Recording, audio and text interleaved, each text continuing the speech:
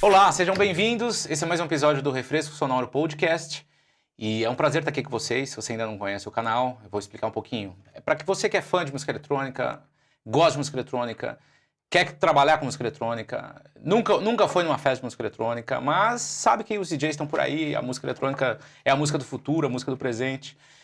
E hoje, 4 de junho, nós temos a honra de receber um convidado que muitas coisas poderiam ser diferentes no Brasil sem ele. A contribuição dessa pessoa aqui no Brasil não tem valor, é difícil de mensurar. E você vai entender por quê ao decorrer desse papo. Renato Ratier, muito obrigado pela presença. Obrigado a você. É uma honra muito grande estar aqui. Quantos anos a gente se conhece, né? Acompanha também seu trabalho. Muito obrigado pelo convite. Imagina, a honra é nossa. Cara, eu queria saber um pouquinho do background aí, de onde veio essa criatividade, como é que a música eletrônica chegou em ti? Porque há acho que 3 décadas você fala de arte e de música eletrônica. Como é que foi essa infância, cara? Então, foi muito cedo. Começou esse despertar pela música na infância mesmo, assim. Eu lembro que meu pai tinha acho que poucas pessoas sabem que tinha isso. Tinha uma mesa de som que eles faziam antigamente, que colocavam na casa das pessoas, assim, tipo, que era um objeto de design e ao mesmo tempo tinha os equipamentos. Tinha fita de rolo, toca-disco, cassete... VHS. Tudo. E aquilo, tinha televisão também, e aí tinha era como se era uma peça, né? Embaixo de couro, tinha aço inox trabalhado, tudo. E eu era criança e já comecei ali a comprar disco. Minha mãe já tinha, minha mãe gosta de música, minha mãe toca órgão, agora não tá tocando mais. Mas ela tocou órgão e a vida inteira eu gostei de música. Isso, assim, pequeno. O que você ouvia, cara? Cara, eu comprava de tudo, Michel. Com 6, 7, 8 anos de idade. Cara, tá? na verdade, eu sou nascido em 72, né? Então eu peguei a época da disco ali e eu, quando moleque, sei lá, com 7 anos, eu gostava de patinar. E tinha umas pistas que foi aquela febre de roller, você lembra? Que era tipo um salão, né? Como se fosse o tamanho de uma quadra, assim. E ali ficava tocando música e você ficava Tinha até DJ ali. Tinha os DJs nas patinações. E aí eu ganhei até um campeonato lá no meu colégio, no Dom Bosco, de patinação. Então eu gostava muito de patinar. E ali o patinar, você patina como você, né? E de certa forma você tá meio brincando de dançar. É uma coisa que você tá ouvindo música lá e o corporal. Cara. Isso é muito legal. Devia até ter aqui em São Paulo uma parada dessa. Ia ser um sucesso, cara. E junta 2 inteligências. A sinestésica, que é o corpo, e a musical. E você coloca lá e isso é uma coisa muito legal de se fazer. Olha uma ideia aí, hein? Fazer uma noite de todo mundo, o DJ tocando e a galera patinando. E aí começou ali, eu era criança. E aí tinha na época da matinê. Mas o quê? 10, 12 anos? Eu não lembro exatamente, mas assim, 8, 10, por aí. E aí começou a época da matinê, né? Então, a gente pegou a música que rolava era 70, né? Que falta que faz as matinês hoje em dia. E aí, as matinês, eu já tinha ali 13, 14 anos, eu já ia nas matinês. Então, e aí comecei, como eu tenho 2 irmãs do primeiro casamento do meu pai, mas eu morava sozinho. Eu só vim saber até das minhas irmãs quando eu já tinha Campo Grande. Campo Grande. Eu nasci aqui em São Paulo, mas a minha família é de Campo Grande, Mato Grosso do Sul. E eu morei lá até os 18. E aí As suas irmãs também gostavam desse rolê e tal? Minha irmã, a gente não convivia muito, não convivia com as minhas irmãs. Eu morava com meu pai e com a minha mãe. Não tinha, né? Até meus 12 anos eu não sabia que eu tinha irmã. O primeiro DJ foi nas patinações? Você ouviu? Falou, pô, tem um cara tocando aqui. Cara, eu não me lembro se tinha DJ. Eu me lembro que tinha música, mas eu acho que eu provavelmente tinha, né? Mas não me lembro se tinha. Eu lembro que eu era muito criança. Mas eu me lembro... obviamente, mais das matinês. A figura do DJ foi um pouco... Eu não me lembro dali na patinação. Em que momento que você falou, nossa, isso aqui é música eletrônica? Cara, eu até hoje não tô nem aí pra essa parada, música eletrônica, ou essa é dance music. Dance music, claro. Dance music, porque vem antes, né? Mas teve algum álbum, algum DJ e tal? Você falou, puta, eu vou ouvir isso aqui 20 vezes, meu. Por exemplo, no meu caso foi o álbum do Homework, do Daft Punk, eu ouvi uma semana inteira. Eu comprava discos pra esse clube. E aí, quando eu tinha 16... Qual clube? De patinação? Pra esse matinê, se chamava Chattanooga. Eu viajei com meu pai, eu lembro bem, a gente foi pra Londres, e eu fui pra uma loja de disco, aí eu comprei uns discos lá, uns 20, 30 discos, e dei de presente pro clube, né? Eu era amigo deles. Tal. Você ia na matinê, conheceu o pessoal e trouxe os discos. E aí eu ia, né? Como era matinê, levei. E nessa época, foi uma época que eu tava junto com um amigo meu, que a gente ia virar DJ. A gente tinha 15 anos, Quem que 16 anos.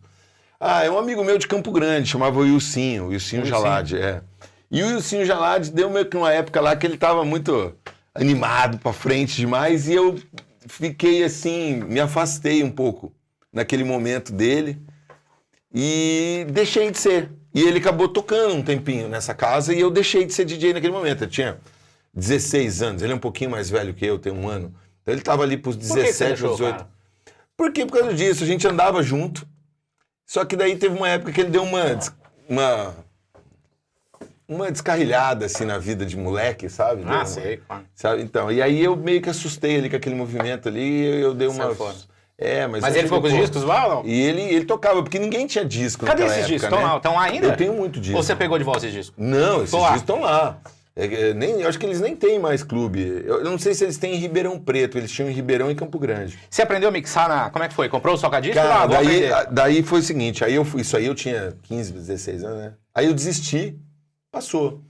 E aí, a minha família trabalha com agronegócio. Eu fui fazer zootecnia. Com 17 para 18, eu fui para morar em Presidente Prudente, fazer zootecnia. Só que eu já gostava de música pra caramba. Eu já era, lá em Presidente Prudente fazendo zootecnia, eu era o diferente da cidade, da história ali. Maravilhosa essa cidade.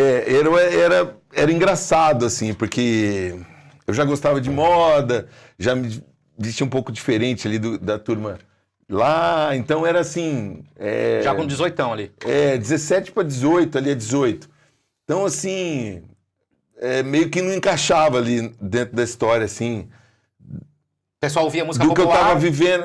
Porque ali, Presidente Prudente, ali, é uma cidade muito legal, né? Cidade próspera, cidade bonita. Mas é música popular, Mas né? é uma música, assim, é sertanejo, a galera lá, os vaqueiros, né? Eu fazia zootecnia. Então, mesmo fazendo zootecnia, estando dentro desse universo, eu parecia... Pô, já tinha o filme Footloose, aquele cara chega com fusquinha na cidade, e tá todos os caras, os rednecks, que aí daí o cara começa a dançar e ele vai. Aí ele conheceu as meninas. É um filme dos anos 80, bem legal. E era meio isso, entendeu? Então chegou uma figura diferente. Naquela época ninguém tinha. Eu tinha uma moto esportiva, 1.100 cilindradas. Eu corria de jet ski nessa época, então eu ia pra Lagoa lá. Fiz amizade, na época, em vez de eu fazer amizade com os caras, que eram os vaqueiros, que eram os caras da cidade, meio assim, eu fiquei conhecendo umas meninas e, pô, já virou uma confusão na cidade. Eu sei que teve umas brigas lá, foi uma fase legal, mas engraçada. E aí, nisso, eu já comprava disco, já gostava de música pra caramba. Cara, eu tinha uma puta sonzeira nos meus carros. Eu não tinha, nessa época não, só na casa do meu pai. Mas você tinha meu pai... Era Technics ou não? Technics. Porra, era uma mesa, já cara. Já tinha pitch, tudo? Cara, já era uma mesa desse tamanho, que grandona, tipo, mas o pitch foda. Assim, né? Não era aquele pitch assim. Cara, eu não... Bom, 18 anos, 19 ali. Aí, quando foi que você comprou o seu Zamicai e falou, vou mixar? Aí eu fui fazer... Eu larguei, eu fiz zootecnia, eu fiquei 1 ano e meio prudente, larguei, fui morar no Rio de Janeiro fazer direito. Aí fiquei lá 1 mês, estava montando aí no meu apartamento. Quanto tempo de direito você fez? Cara, fiz 1 mês, pouquinho. Pouco tempo. Aí meu pai, na época lá, eles ficaram preocupadíssimos. Nessa época, 92, na verdade. Porra, no Rio de Janeiro, eles sequestravam todo mundo, cara. Era uma onda de sequestro que tinha no Brasil, foi nessa época. Era tenso. Imagina, um cara, guri, playboy, assim, entre aspas, né? Playboy assim, moleque, moto esportiva... Guri, entendeu? Chama atenção, claro. Chama atenção. Falei, pô, esse guri aí, ou ele vai ficar louco, se perder, ou ele vai, sei lá, filho de fazendeiro, pode ser sequestrado, vai dar ruim. Isso nos aí, anos 90 ou 80? 90. 92, 93. Aí minha mãe escreveu uma carta, eu lembro até hoje essa carta que ela escreveu, tadinha, tava arrasado com aquilo, né? E preocupada qual era o tamanho disso, mas eu era o menos ruim da turma lá, eu era o mais bonzinho de todos. Nessa época você até saía... Até hoje eu sou assim, viu? E você saía nas festas no Rio? Eu acho que eu sou o lobo mau, mas eu sou um cordeirinho de Deus. Imagina, você saía no Rio, em festas? Eu ia, cara, eu ia em tudo, velho. Eu sempre fui desde... Tinha papagaio isso aí? Era o papagaio, não era? Tipo, tinha Dancing Days, eu acho. E tinha vários outros clubes. Eu ia em festa pra caramba. A vida inteira eu saí muito. Aí, eu fui morar nos Estados Unidos em depois 90. Depois eu voltei pra Campo Grande, fiquei um tempo em Campo Grande. Fiz umas festas com um amigo meu lá, mas tocava de tudo, né? Não era música eletrônica só. Fazia isso em 92. Garagem? Cara, a gente alugava lugar assim, fazia. Quantas pessoas iam? 800 mil. Nossa, né? Muito? Aí 800. Eu lembro que eu fiz uma com um amigo meu na frente de um clube lá que chamava Tunnel. A gente alugou, fechou o clube no dia lá, bombou. E aí a gente foi, porque a gente conhecia todo mundo na cidade, né? Aí eu fui morar nos Estados Unidos, fui morar na Califórnia. Só uma pergunta, nessa época 93. Aí você já tinha levado algum DJ pra lá? Não. Aí era só os DJs locais ali. Você, o Wilson, não sei mais quem. Não, eu não tocava nessa época, 90 e pouco. Eu fui tocar, começar em 96. Tá. Aí eu fui morar na Califórnia em 94. Puta, que lugar espetacular, hein? Eu ia morar em Amsterdã, falei, vou pra Amsterdã, amava Amsterdã, né? Meu pai falou, você tá maluco, não vai pra Amsterdã de jeito nenhum. Vai pros Estados Unidos. Aí queria que eu fosse pro Texas, que meu pai morou no Texas, em Santo Antônio, no Texas. Eu falei, eu não vou pro Texas, vai fazer vou pra churrasco, Califórnia. Vou pra Califórnia. Pô, ele morava no Texas, eu vou pro Texas. Eu não vou pro Texas, eu vou pra Califórnia. Morar em Los Angeles. Puta, que delícia. Aí fui pra Los Angeles. Olha que interessante. Cara, e aí eu comecei, foi quando começou a explodir as festas lá. Rave. Em Los Angeles. E eu ia nos clubes. E aí eu comecei a viajar também. E nisso, em 91, 92, eu acho, eu fui pra Ibiza. Você lembra alguém que você ouviu nos Estados Unidos? Eu já saí de lá pra ir ouvir o Carl Cox. Nos Estados Unidos? Nos Estados Unidos, na Tunnel. E aí eu, ia direto. Eu vi Dante Tenaglia. E aí eu ia, cara. Só que daí eu não escutava só música eletrônica, eu escutava de tudo. Então eu saía muito. Então, terça-feira, vai ter uma festa de disco, eu ia. Vai ter uma festa de rock não sei aonde, eu ia. Ou quarta-feira em Long Beach, não sei o quê, pá. Vai ter um show do Depeche Mode, não sei o quê, pá. Vai ter um show em Las Vegas, pá. Eu andava geral, entendeu? E eu viajava, eu ia pra Europa e viajava. Eu falava, quero conhecer, não conheço a Dinamarca, Suécia, ia. E chegava, e você sempre buscava, eu sempre buscava clube, música e moda e design. Legal. Que legal. A vida inteira. E aí, bom, fiquei 2 anos nessa. Fui fazer para tirar o brevet, eu fiz 2, reprovei em navegação, toda a minha família é piloto, todo mundo pilota. E eu reprovei em navegação, comecei estudando inglês, e aí fui fazer, desisti. Aí, será que eu vou fazer música? Fiquei naquela, fiz um curso de design de interiores, e fiz college, e fiz de fotografia. Bom, deu 2 anos, rapidinho assim, meu pai falou, e aí?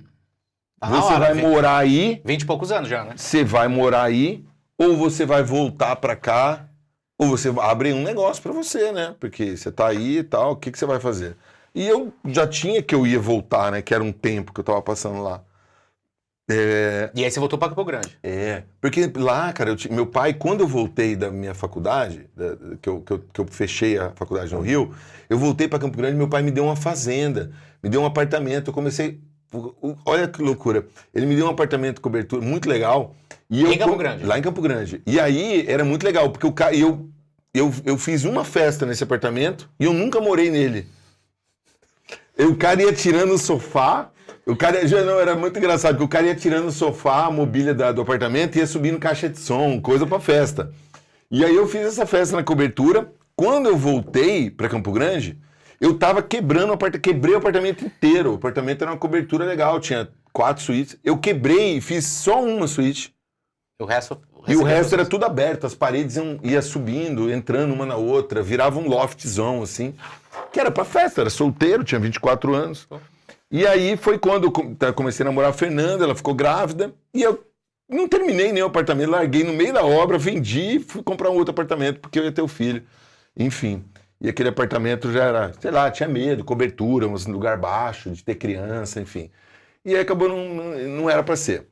Nessas festas aí que você fez, pelo menos uma, você já tinha a música eletrônica, você tocando? Cara, tocava, não, nessa daí, antes de eu ir embora, não. Contratei um DJ lá e o cara tocava de tudo, anos 80, essas coisas. Eu não tocava ali ainda, porque eu não tinha virado DJ, eu contratava o Mas demorou DJ. pra você virar DJ, meu? Cara, mas então, demorou por causa dessa história, porque era de 16 anos que eu ia virar, não virei.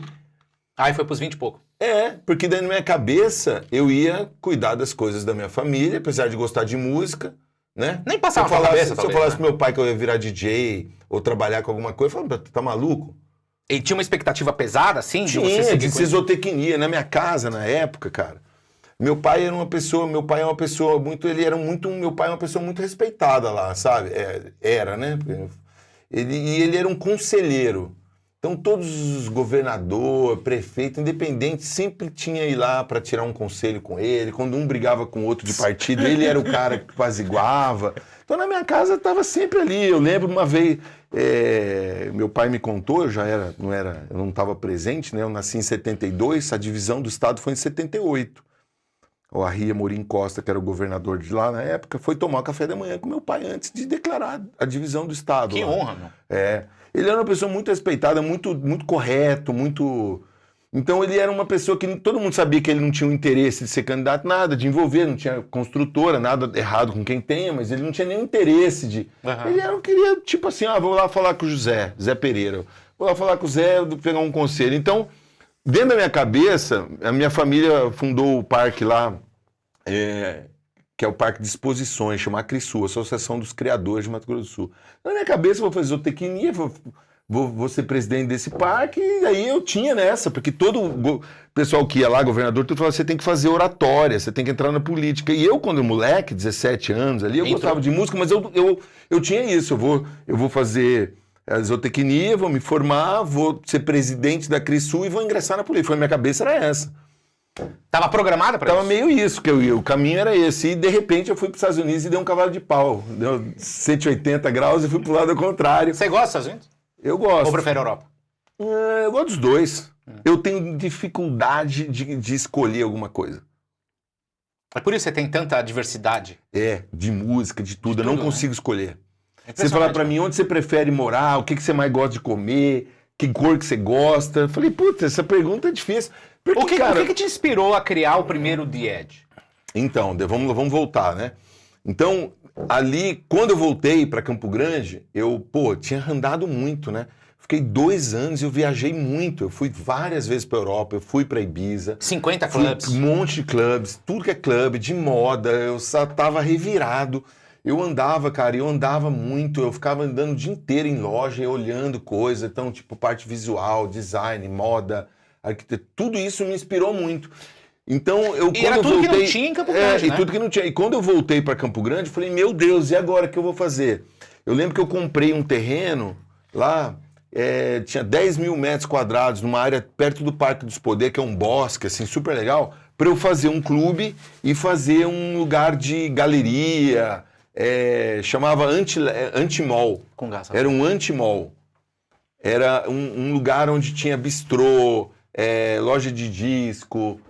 salão, livraria, era um monte de coisas legais e tinha um clube também.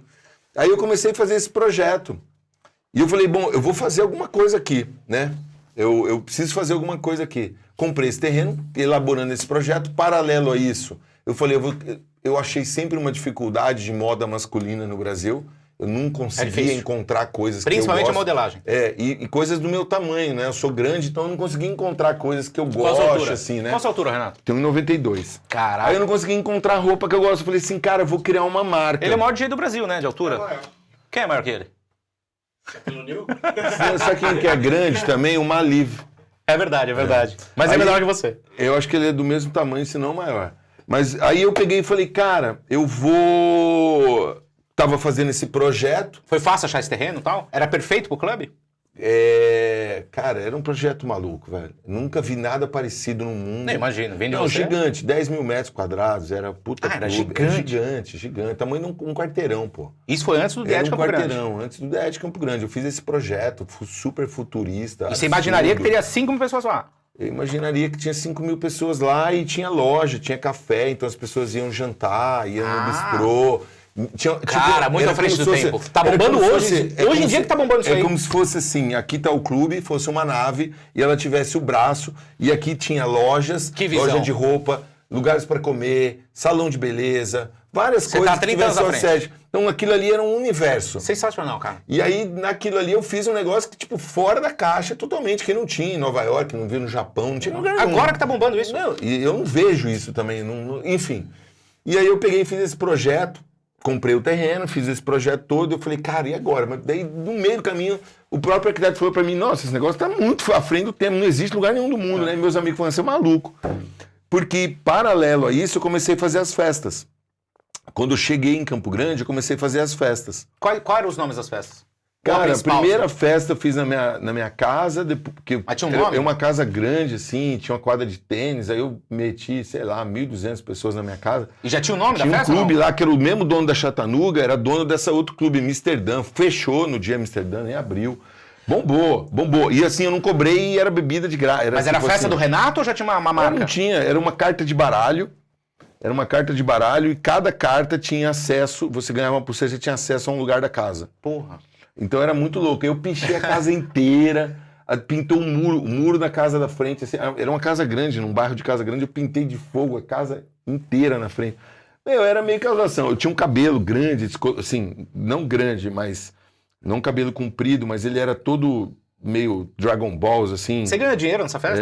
As pessoas pagaram fiz de graça, pô. Fiz de graça. Open. Bebida e tudo de graça. E aí, qual foi o próximo passo? Daí fiz essa festa, assim, tipo, boa música eletrônica, isso aqui, bum. E aí, nessa época, tinha um cabelo todo espetado, descolorido. Fez direitinho? Legal, mais ou menos, dentro daquele momento que eu entendia, né? E aí, nesse momento também eu lancei do baralho, porque minha marca de roupa, nesse momento, meu pai tinha um hangar de avião no nosso escritório. Marca de roupa aí? Aí, deixa eu explicar. Aí tinha um hangar. Meu pai tinha um hangar. Tem um escritório que é o antigo aeroporto municipal, onde ficavam os aviões da família no hangar. Uhum. E aí esse hangar é tipo um depósito, assim, de coisas. E aí eu cheguei pro meu pai e falei, pai, o senhor não me empresta metade desse hangar para eu fazer uma confecção, para fazer uma marca de roupa? Ele falou, pode ficar. E é engraçado, eu já falei isso algumas vezes, aí chegou um amigo do meu pai, aqueles fazendeiros, assim, tipo, e aí, Zé? E o Renato, tá cuidando das fazendas? Daí ele falou assim, tá, mas tá fazendo saia aí dentro também. Aí, cara, aí eu peguei e fiz a marca. Aí essa festa, que foi música eletrônica e de baralho, por quê? Porque o nome da marca chamava Valet. Valet era brincadeira do valete. Sim. Porque o meu avô tinha um aras de corrida de cavalo em Campinas. Que hoje legal. Tem um bairro lá, chama Jardim Amanda, que é a minha avó. E o logo era um ouro do baralho. Sabe o ouro do baralho? Sim. E era a roupa do turf, do jockey. Que é histórico isso.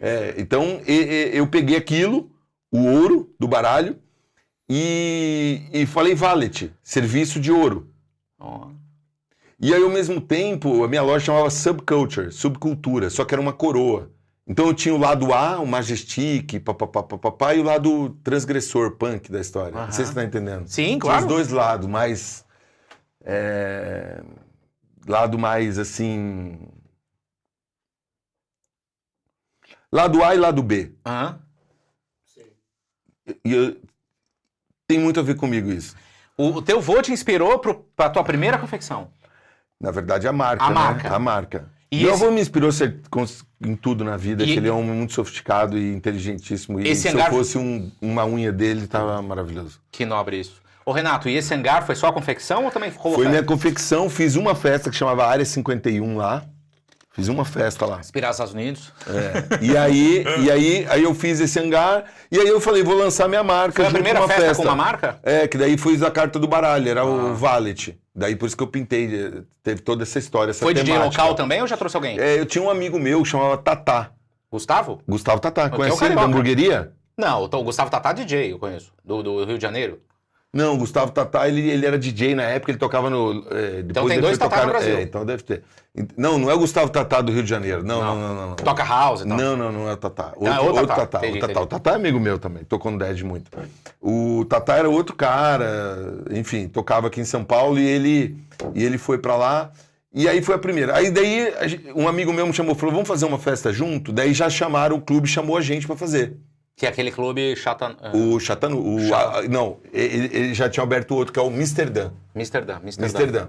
E aí nós fizemos. Aí eu vim em São Paulo, e nessa época eu já conhecia todo mundo. Eu conhecia a Adriana Heck, conhecia todo mundo, essa galera de São Paulo.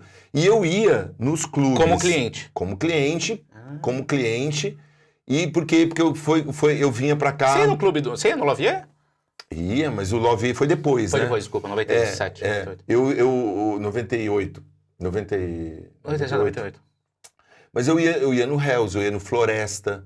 Que legal, Eu ia no Cabral, eu ia no Alure. Qual Cabral? Da Camargo Cabral? O Cabralzinho do Luciano Huck ou o Cabralzão? O Cabralzinho aqui na... Puta, adorava o Cabralzinho. Então, assim, eu ia desde esses clubes mais um pouquinho mais posh aos clubes mais underground. Então, eu ia desde do Alure, por exemplo, e o Cabral, como eu ia no Hells. Sim. Então, eu transitava. Que demais, eu sempre gostei de transitar, eu nunca gostei de ficar parado, não, né? Legal. Ah, ver todos os mundos, né? Sabe, esse negócio de ficar... E aí, então eu já conhecia todo mundo, eu vinha comprar, porque daí foi um momento que eu vinha comprar tecido pra minha marca, e eu ia nas festas. Comprar o tecido aqui no 25, Brás? Comprava o tecido aqui pra eu levar pra lá, pra minha confecção. Não tinha essa visão ainda ou já tinha? Cara, já tinha? Não, nessa era época mais fácil. não, né? Mais fácil, começando a confecção, né? Ali. E aí, eu fiz essa festa, paralelo a isso, foi um momento que ali, esse momento eu já comprei meus toca-discos, e comecei a comprar. Quando eu voltei dos Estados Unidos, eu já comprei e comecei a comprar disco. Falei, bom, quero... Aí já começou junto a festa. Foi meio parado, foi junto. Chegou o DJ Renato Ratier. Foi junto. Então, ali eu já Pô, mas já você tinha comprei... quase 30, então? Não, eu 26, tinha 24. 25. 24. É que ele viveu intensamente. Parece que o tempo desloca um cara. 24. E aí eu comprei os toca-discos. Um amigo meu também, o Luiz Cláudio, a gente comprou e comecei, comprar disco, cara. Aí começou de frenético. Você teve algum DJ que te falou, vem cá, Renato, vou te ensinar o que é o pitch, o que é isso aqui, ou não? Cara, no começo eu tive, daí depois o George Active foi comigo pra Campo Grande e me dava uns toques. E ele comprou muito disco pra mim aqui. Ele. Na Suíça, né? Suíça, E ele comprava muito disco pra mim. Eu tenho muito disco que ele comprou pra mim e levava. Ele é um bom curador. Ele comprava disco pra mim e levava pra Campo Grande. E aí eu fui eu vim aqui pra conversar com o Mau Mau pra levar o Mau Mau. Porque não tinha agência nessa época de DJs, né? Não tinha agência, não existia agência. 96. A IP não tinha ainda. Então foi em 93, 94. Aí. Não, a Hipno surgiu em 98, 96. 96. Porque o Paulinho fazia os flyers do Hells, e aí começaram a pedir indicação. Ô, me arruma um DJ, me arruma um DJ. Mas foi pra frente, foi 97, 98. Em 96 não tinha ainda. Aí eu fui no Hells pra contratar o Mau Mau não tava. Aí eu contratei o Patife, só que o Patife naquela época tocava tudo, né? Não sabia, pra mim sempre foi jungle. Não, tocava house, techno, tudo. Aí contratei o Patife, depois contratei o Kenny Larkin, cara. Você tá brincando? 97. Mas como assim? 97. Como é que você chegou no Kenny? Você ligou lá nos Estados Unidos? Não, e aí, meu? Cara, eu acho que foi o Rick Renner. Lembra? Sim, claro. Então, aí 97 Kenny Larkin, e daí a gente começou a fazer pra tocar festas, em Campo Grande. Tocar em Campo Grande, tocou lá em Amsterdã. Aí começamos a levar os artistas. Aí foi o George, foi o Mau Mau, aí começamos a fazer festa. Aí, um dia, uns amigos foram na minha casa. Você mudava o local das festas ou consolidou um lugar assim? Não, mudava. E aí foi uns amigos em casa e eles viram uma caixa de flyers que eu tinha do mundo inteiro de festas. Eles falaram, meu Deus, o que é isso aqui? Começaram a olhar. Você ainda tem teus flyers? Acho que não, cara. Que pena, sei. hein? Acho que não tem mais que esses pena, flyers aí, eu não tenho. Eu mudei de umas 2, 3 casas. Eu me arrependo. Pode ser que tenha. Eu também me arrependo de tudo. Cara, tem minha ex-mulher falou assim, não, isso aqui, umas revistas, uns flyers, normal. Que dó isso aí. Mas enfim. E aí eu peguei e esses amigos meus faziam eventos populares. Eles eram promotas, banda. O pai de um deles mexe com teatro, Pedro Silva. O Jamelão e o Garbão, eles foram em casa, pô, olha que legal isso aqui, pô, vamos criar uma festa grande e tal, porque as festas eram 1000 pessoas, isso aí. Vamos que já era grande, né? Que já era grande, mas vamos fazer uma festa tal, vamos fazer na estação ferroviária. Fizemos uma festa na estação ferroviária. Primeira deu, sei lá, 8, 7 mil pessoas. Porra, parou a cidade. Segunda, 10. Meu Deus, cara. 10 mil pessoas. Tocou o Christian Smith. E assim, excelente. A cidade era só house e techno. A gente não levava outra coisa. Eventualmente, o Mark ia, drum and bass. Uma galerinha começou um movimento de Psy, mas não decolou. Porque em outros lugares do Brasil, o Psy era o forte do Brasil. A nossa festa, essa festa... foi a maior festa do Brasil, de 10 mil pessoas na estação ferroviária, chamava Organic. Deu 10 mil pessoas. Depois, no ano seguinte, teve uma festa em Campinas, uma Experience que passou, deu um pouco mais de 10 mil. Mas até aquele momento, a nossa era House Techno. E que nome, hein, cara? Organic. E aí ficou, aí começou, daí criamos uma outra, chamava Quinto Elemento. E a gente fez por um tempo. Aí as festas começaram a não dar certo, meus amigos... Você, o Jamelão e o Garbão, Garbão. E aí os meus amigos começaram meio que desestimular de fazer. A gente juntou um grupo de amigos, às vezes tinha mais o Joel também que fazia, o Luiz Cláudio também, que foi esse que comprou os toca-discos junto comigo também. E começou a fazer, nós começamos a fazer junto, esse grupo aí, as festas grandes.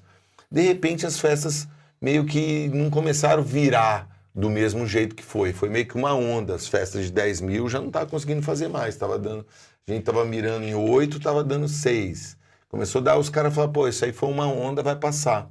Eu falei, não, isso não é uma onda, isso é um... É o início, mano? Isso aí é um lifestyle, é uma música que não veio para passar, ela veio para ficar. Eu falei, então eu vou continuar minhas festas. E aí comecei a fazer as minhas festas sozinho, porque eu comecei primeiro sozinho, depois me juntei com eles para as festas grandes. E depois eu voltei e fiz a Peer Plastic, que foi uma festa grande também, para 2.500, quase 3.000 pessoas. E a partir dali, continuei e falei, não, a cidade está precisando de um clube. Só tinha o Amsterdã? Só tinha isso. E aí eu projetei num outro lugar o The Edge, desisti, aí fui para o lugar que foi... E eu fiz o projeto com o mesmo cara que foi fazer o clube grande lá. Eu falei, aquele grande lá, espera. Porque eu já tinha montado minha loja vendia desde fitinha cassete dos DJs, aquela coisa toda de... Ah, você teve uma loja com a... Eu tinha uma loja de roupa, né? Tive uma loja de roupa que vendia você tinha coisa... CDzinho, vinilzinho? Tinha coisa de casa. Acessório, a loja tinha várias coisas, almofadas, várias coisas. E aí... eu fiz o projeto do The Edge, já era The Edge, com esse arquiteto que fez o projeto para mim grande. Daí eu vim Por que The Edge? Por que esse nome, The Edge? Cara, foi, na verdade, eu e um amigo meu que morou nos Estados Unidos, que estava morando comigo em Campo Grande na época. Que, aliás, é um puta nome, parabéns. A gente começou a fazer uma lista e chegamos no The Edge. Você aí lembra, a gente Puta, não foi, cara. Foi um monte de lista de nomes, assim, no meio de 50 nomes. Pô, The Edge. Aí esse amigo meu falou, pô, vamos em vez de fazer THE, coloca D de dado, tracinho Edge. É sensacional. E aí, cara... E aí eu tinha já contratado esse arquiteto, desisti no meio do caminho, porque eu vim para São Paulo, tinha acabado de inaugurar a U-Turn. Me lembro. E aí eu passei na frente, falaram assim, abriu um clube novo ali. Era do Luiz e quem mais? Tinha várias pessoas lá de sócios. Você não foi nesse clube, né? Eu fui. Puta, era magnífico. E aí eu passei na frente para ver se estava aberto, porque eu já ia embora para Campo Grande, porque inaugurou na noite anterior. Era só para convidados, pouca gente, eu não sabia. Aí me falaram, pô, inaugurou um clube aí e tal, Eu falei, vou lá ver. Eu lembro que eu cheguei bem na frente do clube, tava a Renata Alcântara, que era a mulher do Muti, né? O Muti Randolph é quem fez o The Edge. A luz, tal, o projeto do clube. Aí eu cheguei bem na frente do clube, assim, tava ela assim com uma galera. Eu falei, oi, tudo bem? Deixa eu te falar, dá licença, eu sou de Campo Grande, Mato Grosso do Sul. E tô abrindo um clube lá, e, pô, me falaram que tá muito legal aqui, será que eu posso conhecer? Aí a Renata falou assim, olha, o clube tá fechado, a única coisa que tá aberta é o escritório, e só tem computador você já conhece, né? Tirou uma na minha cara. Beleza, falei, pô, desculpa, tal, aí não quero incomodar, obrigado, tal, fui embora. Aí à noite, tinha o Love. Foi tua primeira ida, não? Não, já tinha ido, o pessoal me conhecia, o Paulinho já me conhecia, todo mundo me conhecia. E aí eu tô ali na salinha lá, naquela salinha. Tchau, Anny. Tchau, Vini. Eu vou sair de fininha. Aí a gente tava naquela salinha do Love. Aí... Qual salinha? O escritório ou aquela do fundo lá? Aquela do fundo. Aí a Renata tava ela e o Muti, assim. Que viagem aquela salinha, hein? Daí o Paulinho chegou e falou, pô, deixa eu apresentar pra vocês o Renato, tá fazendo as melhores festas. Ele já encheu, né? Fazendo as melhores festas do Brasil.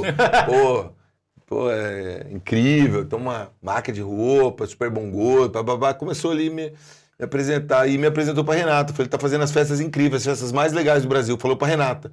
Eu falei, eu sou aquele cara que parou na frente do clube e perguntou pra você se... Você lembra de mim? Você lembra de... exatamente. Eu sou aquele cara que parou na frente do clube ali Daí o Turner e perguntei se podia entrar, se falou que só tinha computador. Daí o Multi falou, você falou isso pra ele? Como assim? KKK. Começamos a rir. Virou uma história engraçada. Já conversar com o Multi. Eu lembro que eu tinha uma camisa que tinha uma labareda de fogo nas mangas. E aquele fundo tinha uma... Tinha coisa de fogo. Daí o Multi falou, você faz parte da decoração aqui. Começou a me alugar sem me conhecer. E a gente começou a rir. Aí eu falei pra ele, eu tô montando um clube em Campo Grande e tal. Ele, porra, sério? Na hora. Não, mas foi na hora, deu um match assim. Ele falou, pô, sério? Eu falei, sério? Ele falou, pô, mas eu já tô fazendo lá o projeto, já tá pronto. Desculpa a pergunta, a mulher do Multi, ela era designer. Ah, era designer, eu sabia. Era designer, E tava já no circuito. Morava... Mulher dele, né? Você deu total liberdade pro Multi pra fazer o primeiro Então, react? deixa eu te falar. Daí foi assim, eu já tinha, junto com o arquiteto, feito a disposição do clube, né? A arquitetura do clube e tal. E o clube já estava em construção, já estava em acabamento, já estava indo para acabamento. Como é que foi esse processo de montar a disposição do clube? Ah, cara, eu gosto disso, né? Eu gosto de arquitetura. Mas você pensou ali, pô, o cara entra no clube, já tem que ter um caixa, e aí depois... Exatamente, Daí depois pus a cabine aqui, só que a cabine é o contrário, a cabine ficava de costa, assim, porque tinha a disposição mesmo do lugar era melhor dessa maneira. Porque tinha um mezanino e tal. E aí eu peguei e falei pra ele, mas eu já tô construindo, o clube já tá rolando, já contratei o cara. Ele, porra, não, deixa eu fazer. Aí começamos a trocamos contato, começamos a falar. Ele foi lá ver, e aí a gente começou a trocar ideia, eu falei o que eu gostava, e ele falou, não, pô, deixa eu fazer. Eu falei pro cara, ó, desculpa, eu vou fazer com esse cara. Você escolheu as cores? Ele que laranjão, escolheu, né? Ele que escolheu, Ele escolheu as cores. Werner Phantom, assim, bem Que ano que surgiu? psicodélico. Foram 25 anos atrás, né? 25 anos atrás. Em que momento que você falou, de Campo Grande, vamos pra São Paulo? Então, aí ficou com o clube em Campo Grande. Durante uma época também eu abri um... Não, isso aí foi depois. Eu abri o The Edge. Aliás, e aí eu vim tocar aqui numa festa. Desculpa, Renato. Imagina. Antes de falar de São Paulo, vamos falar um pouquinho mais de Campo Grande, do primeiro The Edge. E aí, a cidade entendeu de cara como é que foi? Cara, foi um impacto cultural na hora, né? Não, já tava vindo com esse impacto o cara ia cultural. no barzinho, tomava uma cerveja e de repente entra no Clube The Edge. Não, então, ele já... Foi um soco na cabeça, meu. Então, o Clube The Edge, ele abriu em 2000, né? Esse trabalho foi feito desde 96. Eu tinha um programa de rádio que chamava Tecnovalet, que era o nome da minha marca. Eu tinha um fanzine junto com um amigo meu que chamava Ref Mag. Eu fechei todos os cantos. Isso é demais. O que eu fiz? Eu fiz junto com um amigo meu publicitário, eu fiz o fanzine. Aí tava explicando o que é house, o que é techno, o que é eletro, o que é isso, quem são os nomes, como que é a história. Esse você tem guardado, né? Tem lá, tem guardado. Então a gente tem a Ref Mag, eu fiz o programa de rádio, Tecnovalet, né? Aí eu tinha a loja de roupa que vendia os convites nas festas, a galera já foi entendendo. Você já tinha uma comunidade. Já foi criando uma comunidade. Pô, a festa começou com 1.000 e virou 10.000 em um ano. A gente fazia festa e fazia adesivagem. Eu lembro que da primeira, da Organic, era um ET. Adesivagem dos carros? O logo da festa era um ET. Cara, eu sei que era ET na cidade inteira, andando na cidade inteira. Olha o cara do ET lá. E aí, cara, foi indo e o negócio, bum, explodiu. E qual que era o que você mais ouvia, assim? A pessoa que nunca tinha ido, não sabia desse movimento todo, chegou no Clube The Edge. Qual era o feedback que você tinha? Cara, muita gente chegava pra mim e falava, pô, que legal, aquela coisa de gente deslumbrada. Outra gente falou, pô, você é maluco, que movimento é esse? Jura? Tipo, teve pessoas que chegaram pra mim e falaram, cara, isso aí não é... Porque, assim, foi durante 96 até o ano 2000... Foram 4 anos ali. Ele deu um boom muito grande. 97, quantas pessoas cabiam lá? Não, tô dizendo, antes do The Edge, as festas. Tá. 96, 97, boom. Com 98, boom. 99, começou a baixar e eu abri o The Edge. Eu abri o The Edge na baixa do eletrônico na cidade. Não tava no pico. Tava na baixa, baixando. Deixou de ser aquela novidade que todo mundo ia, né? O pessoal já tinha ido e muita gente se identificou. Imagina, techno naquela época, tinha uns techno lá. Então, quem gostava e muita gente foi, vou descobrir qual que é isso. Aí, não é muito a minha. Engraçado, e foi no mesmo ano que a Ambev começou a pôr dinheiro no Skol Beats. Não, foi depois. Skol Beats foi em 2000? Não, foi depois, não foi? Não, pô. Não? Mas eu entendo o ciclo, entendi. Bom, enfim. Aí a gente... Se eu não me engano, foi em 99 o primeiro. Eu não lembro. Aí... Ou 2001, enfim. Eu toquei, eu acho que em 2002. Se Busca não me aí, engano, primeira edição do 2003. Skol, por favor. Aí a gente Tá bem aí, começou... Rafinha? Tudo certo. Que Aí- papo, hein? Que papo, hein? Aí começamos... Aí a gente fazia. Eu fazia 2 noites por final de semana. Aí eu acho que eu Você errei. sabe. Eu acho que era muito. Pra cidade, talvez. Eu acho. Porque daí eu queria fazer 2 programações, uma house, uma techno, uma isso, mais aqui, entendeu? Nossa, que A loucura. minha cabeça tava lá na frente. Aí eu, em vez de eu fazer uma, eu fazia 2. Então uma dava boa e a outra dava meio ruim. Mas, Renato, que loucura. Porque, assim, teve um momento da tua vida que o teu clube de Ed, você achou que só abrir uma vez era o suficiente em Campo Grande. E teve uma fase do DED São Paulo que você Que abria abria de todos os segunda a dias. segunda. Você testou do 1 ao 7, cara. Que demais isso, meu. E aí nisso eu fui abrir o The Edge, aí nisso eu já tava tocando, fui residente do clube, daí eu fui... Porque antes eu tocava mais... O primeiro residente do The Edge foi o do Renato. Eu e uma turma, né? Tinha o JC, que era residente de techno, Nossa, eu era o residente JC, cara. eu só era residente de house. Cadê o JC, meu? O JC tá em Campo Grande, ele tocou aqui na The Edge São Paulo tem, o quê? Mês passado? Porra, meu. Queria ter ido. E aí foi o seguinte, aí tinha as noites, né? Eu tocava nas noites de house, que era o Marcos Morcef, o Luiz Lembro, Pareto, essas porra. noites. Toquei algumas com o Mau Mau, mas era mais a noite de house. Aí tinha um Noise. E aí quando abriu, já tinha 4 residentes. Os residentes eram Mau Mau, Noise, Que você rodava mensalmente. Luiz Pareto, depois o Morcef entrou, aí o Coin também. Esses eram os caras que eram meio residentes do clube. Tocava lá Ia praticamente revezando, né? todo mês. E os locais, e JC os e locais, e o Murphy também, depois entrou o Murphy.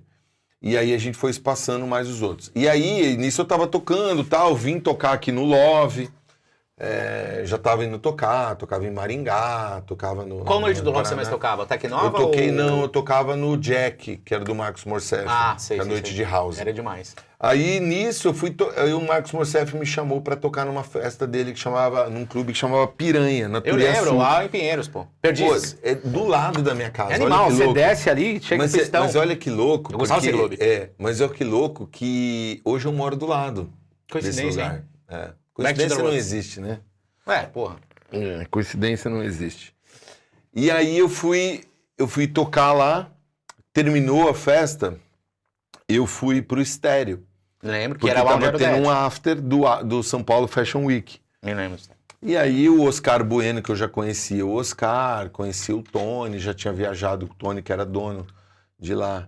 Eu já tinha viajado com o Tony pra Londres. Tinha um fomos tal de juntos. Alexandre também que era dono, não tinha? Não, Não, acho desculpa. que não. Não, era DJ. Era DJ desculpa. O, Foi o Alexandre que me levou no estéreo a primeira vez. Nós fomos pro Dance Valley, o Tony Amsterdã. também, enfim, 98 isso. Amsterdã não, Holanda, não sei qual cidade.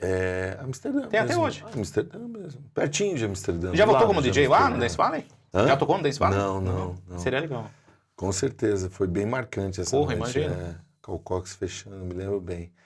Pô, foi um dos maiores perrengues da minha vida isso daí. É? Porque a gente tava em Londres, o George Detective tava comigo, e a gente decidiu ir pro Dance Valley. Ah, mas é pertinho, 2 Sim, horas. mas a gente não tinha reserva de hotel, e era parada gay. Não tinha um hotel pra ficar. A gente dormiu na rua, encostado, assim. Aí a gente conseguiu um hotelzinho de manhã Ah, mas de boa. cedo. Isso é de boa. Não era de boa. Nós sofremos, foi o dia de maior sofrimento da minha vida. Ah, você não achava onde dormir? Não achava dormir, eu fui virado. Eu saí à noite de Londres. Aí. Eu saí da virada de Londres, fui pra Amsterdã. Nossa, que Fomos perrengue. pro Dance Valley, terminou o Dance Valley, sempre pra procurar hotel, não tinha hotel. Vai dormir no McDonald's. Não, a gente dormia em Igual os qualquer caras, lugar igual na carioca. praça, sol pra caramba, ruim. Aí conseguimos um hotelzinho, sei lá, perto de meio-dia. O Alex S. conseguiu achar esse hotel pra gente. Ainda bem que ele falou pra você, keep the vibe alive, bro. Ele conseguiu. E aí eu lembro que a gente ficou a gente foi, achamos esse hotel, e a gente chegou pro dono do hotel e falou, será que dá pra gente tomar um banho, que tá cansado e tal? O check-in era 2 horas. O check-in era 2 horas, o check-in era 2 horas, a gente foi tomar banho. O Jorge tomou banho, e eu peguei e dormi no corredor. O dono me encontrou, me acordou chutando, me chutando. Eles chutam mesmo. Não, acordou me chutando, falou, sai fora do meu hotel, não sei o quê. Eu, pelo amor de Deus, eu nunca falei tão rápido que eu tava com dor nas costas. O inglês já era fluente? Era mais Já, ou né? menos. Já Ali tinha virou, ali virou. E aí eu me virei ele com o cara, e o cara falou, não, tá bom, só que vocês vão entrar tal hora. Deu um castigo pra gente, ficou nós dois, assim, um dormindo, encostado no outro, assim. Eu lembro que passou um grupo de japoneses, assim, de turista, tirou até foto nossa, que estava engraçado, eu acho. E aí foi isso. Aí eu tocava, aí o Tony não tava na noite, mas o Oscar falou, Renato, o Tony quer vender aqui, você não tem interesse de pegar aqui, de comprar? No estéreo. No estéreo. Daí eu peguei, cara, coincidência, tava o Multi lá. De novo o Multi? O Multi tava lá, porque era São Paulo Fashion Week, sei lá, ele tava lá. E o Multi morava no Rio. Aí eu cheguei pro Multi e falei assim, o Oscar acabou de me oferecer aqui, o que você não acha que é uma boa? Até ele falou, pô, tá maluco, aqui é a Barra Funda. Porque naquela época era só Vila Olímpia que rolava. E, porra, o ponto do The Edge, frente do Memorial da América Latina, incrível, né? Espetacular. E aí ele falou, pô, tá maluco? Eu falei, você que tá maluco, você tá fazendo aqui então? Começamos a rir de novo, porque o Multi, ele é bem espirituoso. Aliás, engraçado. Barra Funda os próximos 10 anos vai bombar bastante. E aí a gente... E aí é isso, cara, aí virou história. Aí a gente foi, fez o projeto, resolvi... E eu morava em Campo Grande. Mas o clube lá já tinha alguns anos, né? Ele falou, não, eu vou fazer São Paulo agora. O clube lá... Você funcionou junto? Eu não lembro disso. O DED de Campo Grande abriu em 2000 e aqui abriu em 2003. Aqui em 2002 eu fiquei tocando uns 6 meses, que o Multi teve um problema, teve uma cirurgia, estava fazendo um outro projeto, não tinha tempo. Então demorou ali uns 5 meses para fazer o projeto do DED e depois mais uns 4 de obra. Você funcionou os dois juntos ao mesmo tempo? Eu não me lembro quanto tempo. Alguns anos, 2 aninhos, é isso? 2 aninhos e depois eu fechei Campo Grande, que abriu um hospital na frente, e abri um outro clube em Campo Grande, chamava Tozen, ficou 5 anos também. Me lembro Tozen. Daí eu fiz um monte de coisa lá, fiz Lohan Garnier, Kevin Saunderson. Eu acho que o Lohan tinha até uns CDs, que você tinha uns CDs que você apareceu, você lembra disso? Foi um bom, muito bom. Aí eu fiz Lohan, Kevin Saunderson, primeira vez do Demi Lázaro no Brasil, enfim, levou uma porrada de Josh Wink, tinha um descido. Ô Renato... Os caras que tocavam aqui, tocavam lá. E eu tocava nas noites mais de house. Depois, durante esse tempo de Campo Grande, até uns 4 anos, eu tocava mais house. Depois eu fui misturando com eletro. E aí depois eu falei, não, cara, eu não quero ficar preso em rótulo nenhum, é música boa, eu quero tocar. Tocava daí, depois eu comecei a tocar noite de techno, noite de house, noite de eletro, naquela época, né? E o Dead foi precursor, né? No electro house. Renato, você foi muito audacioso de montar times por noite, né? Quais que são os seus critérios para trazer essas pessoas pro teu lado e abrir a casa The Edge para esses promoters? No primeiro momento ali foi das pessoas... Era o On The Rocks que eu ia Segunda. Nossa, eu ia demais no On The Rocks. Segunda-feira, né? O On The Rocks segunda, terça-feira começou... Não me lembro da terça. A terça-feira, primeira foi um projeto de techno da Circuito, logo depois passou para Chocolate, depois virou Blow Up. Blow Up também. Depois. E a quarta-feira era o Sil, ficou praticamente todas as quartas que abriram era o Sil. A quinta-feira chamava Upgrade, antes da Moving, depois virou Moving. E o Mothership no começo e depois virou... Quais são os seus critérios, cara, pra ter esse time todo? Porque cara, na verdade, foram 15 anos, 10 anos com essa galera, meu. Foram coisas que, assim... Eu lembro que quando eu chamei a Vivi pra fazer a noite de rock, eu falei, tem a noite...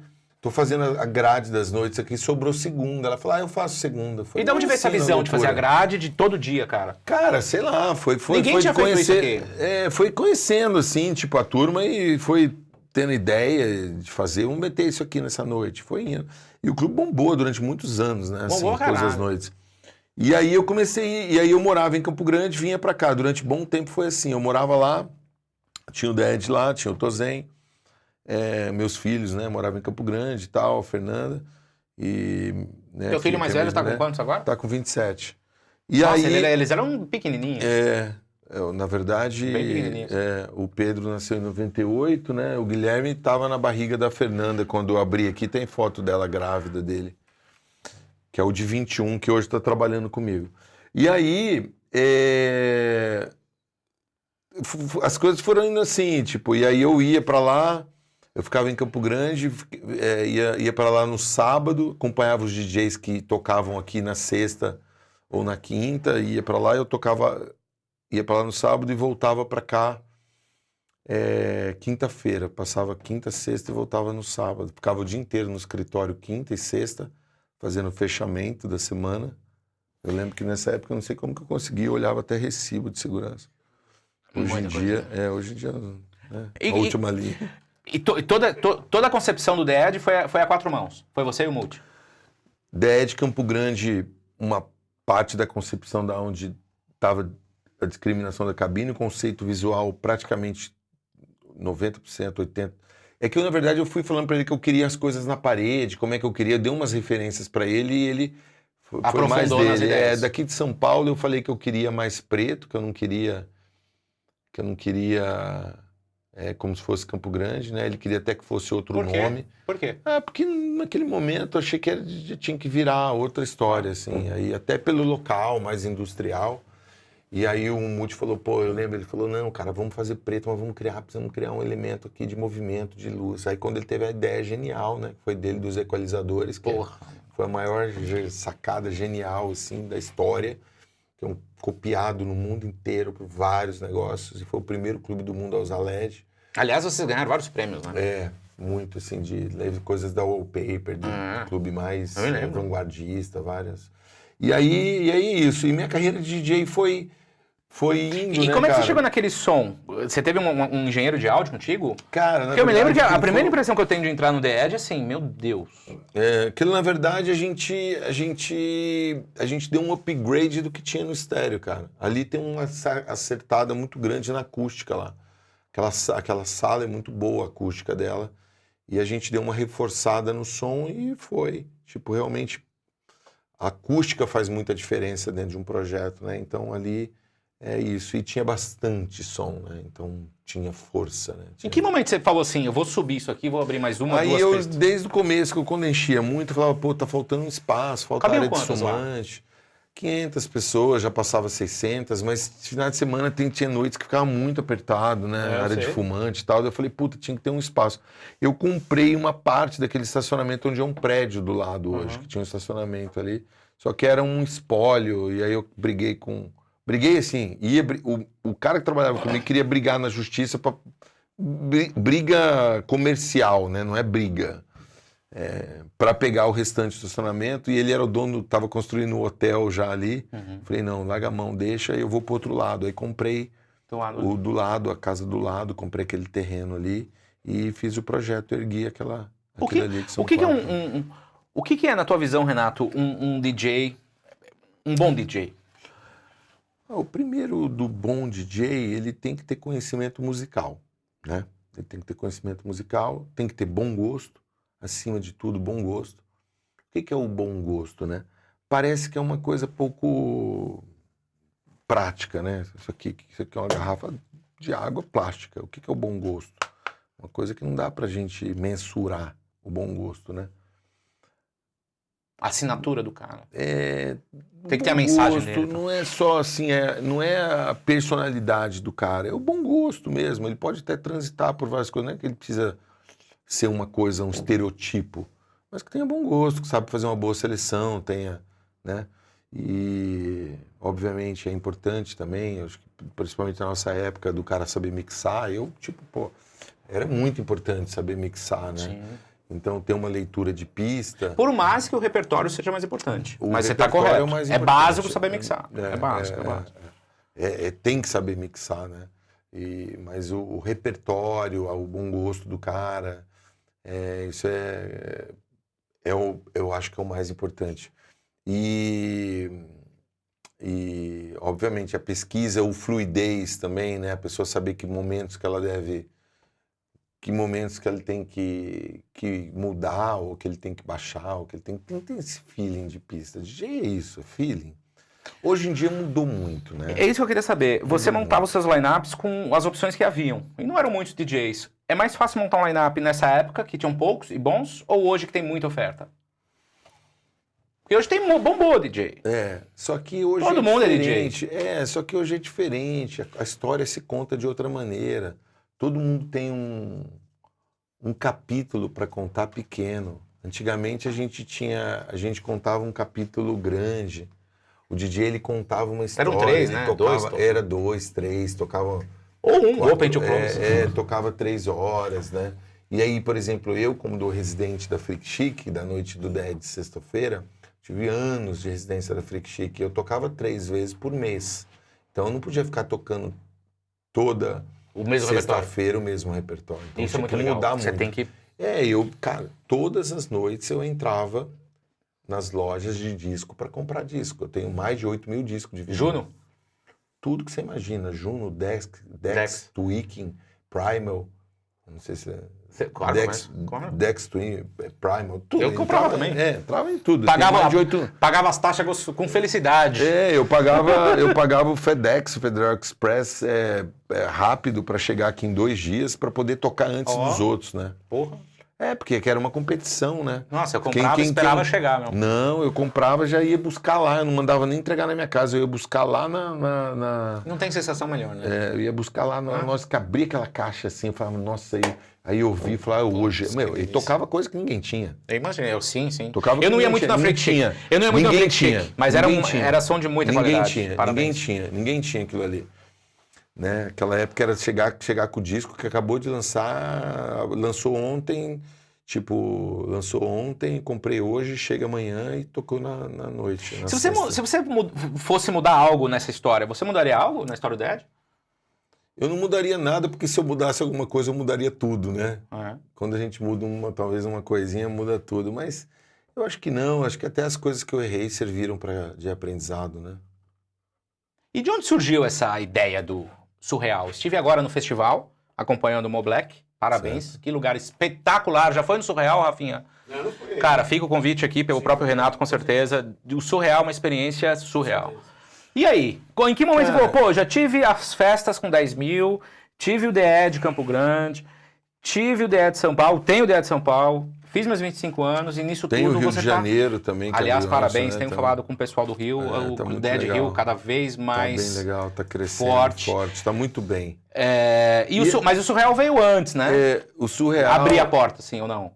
Abriu a porta antes, né? Abriu antes. O projeto do Rio era mais antigo, mas mais problemático, com questão de energia que não tinha lá, e é grande, né? São 6 andares. Relacionado à energia? Na área portuária ali, né? Na área portuária não tinha, tinha que passar debaixo de um túnel, e complicado. Mas assim, o surreal, eu fui sócio do Arung por praticamente quase 10 anos, né? Verdade, teve esse capítulo também. Eu entrei em 2010. Entrei no Arung numa época bem difícil, o Arung estava bem complicado, né? Eu entrei com 2010 e saí em 2019, foram 9 anos, né? Que história, meu. Saí em 2019, em novembro, a pandemia deu em março. E aí beleza, saí, não tinha nenhum intuito de fazer, sabendo que o Arung como sócio, que ele ia fechar, né? Eu já sabia, né? Inclusive, internamente, a gente, vamos buscar algum outro lugar, não vamos, aquela coisa. Mas eu não saí porque ia fechar, eu saí porque já tinha desgastado ali a relação.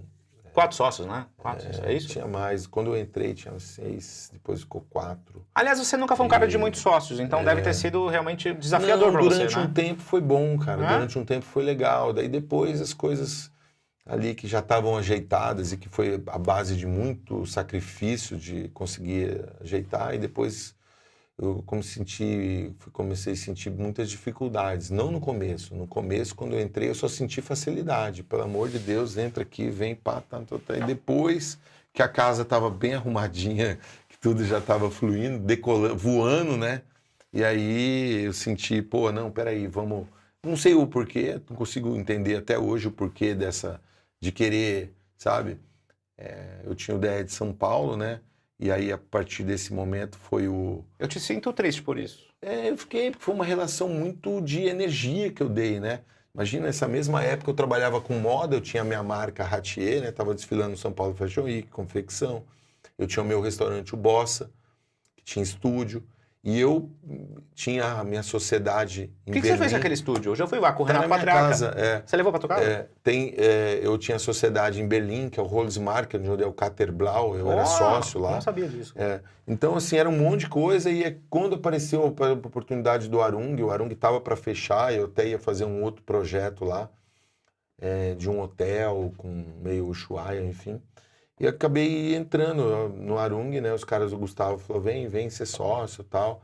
E eu me dei muito, cara. Dei muita energia pro clube. E durante os primeiros anos ali, 4 anos, mais ou menos 5 anos, foi muito bom. Qual a principal lição de ter sido sócio do Arung? Cara, E de ter sócios? De saber, né? Qual a lição de ter sócio? Cara, quando você tem um sócio que ele é complementar, cada um faz uma coisa, é muito bom. Agora, quando você tem sócio, e principalmente quando você tem pessoas que trabalham naquela sociedade, que estão debaixo de um sócio que colocou.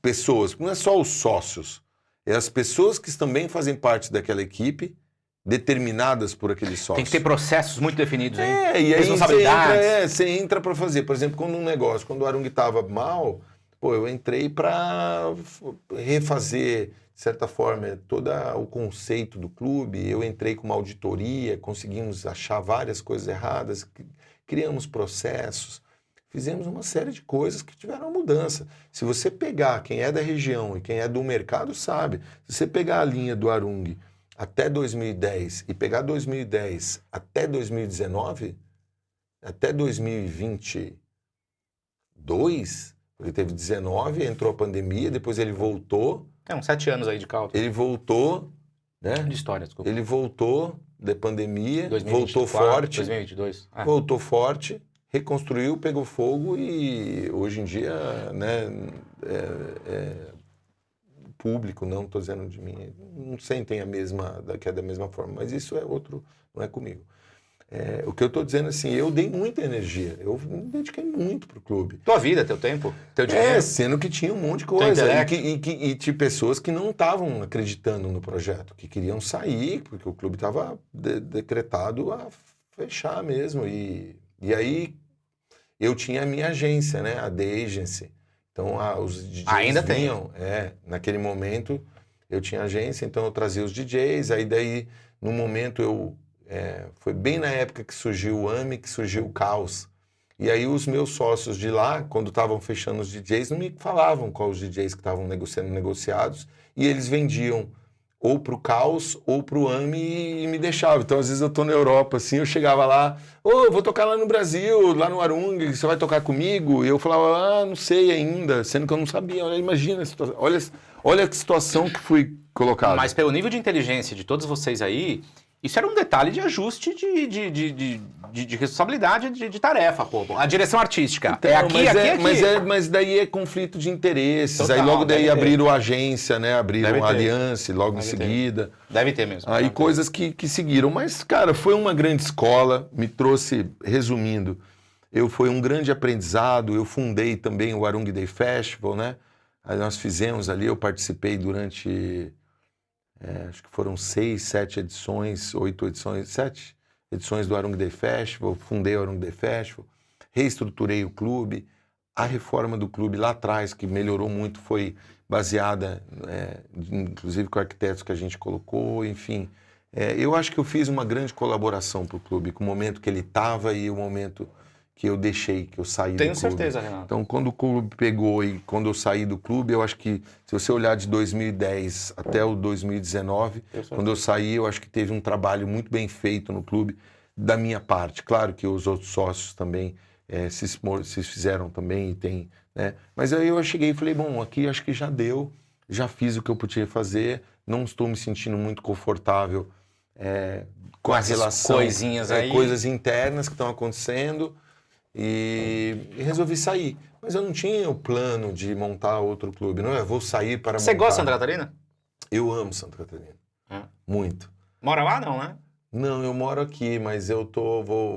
Qualidade de vida lá é absurdo. É muito melhor. A segurança é outra. Se a gente não anda com essa preocupação, né, de assalto aqui, tá muito... Quando você operou teu ombro? Teu ombro, eu vi você caminhando na praia assim, falei, Renato vai morar lá. Não, eu operei meus 2 ombros. Você acredita que eu vou ter que operar de novo, cara? Estourou de novo direito. Por quê? Puxar muito ferro? Eu fiz muito. Eu tinha um negócio chamado acrômio ganchoso. Ixi. E quando você tem um acrômio ganchoso, quanto mais exercício você faz, raspa. E a vida inteira eu fiz esporte, sempre gostei.